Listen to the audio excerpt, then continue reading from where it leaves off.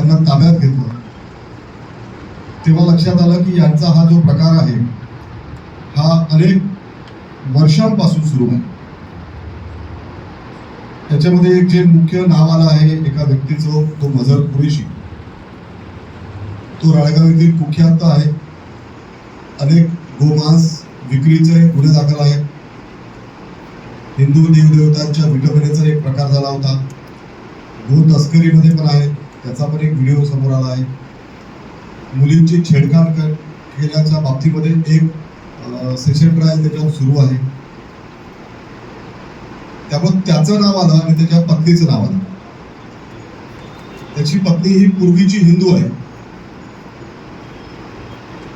तिनं कन्व्हर्जन केल्यानंतर सुद्धा ती या सिंडिकेटचा पार्ट झाली आणि तिने स्वतःला या विषयात झोकून दिलं.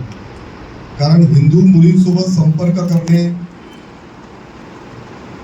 त्यांना विश्वासात घेणे, हे काम हिंदू महिला चांगल्या पद्धतीने करू शकतात हे त्यांना माहीत होतं. म्हणून मजहर कुरेशीने तिला समोर करून काही मुलींना घेरलं.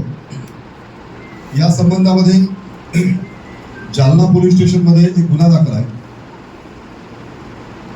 या सर्व ऑडिओ क्लिपमध्ये जर आपण ऐकलं असेल, मला असं वाटतं सर्वांकडे ही ऑडिओ क्लिप आली आहे.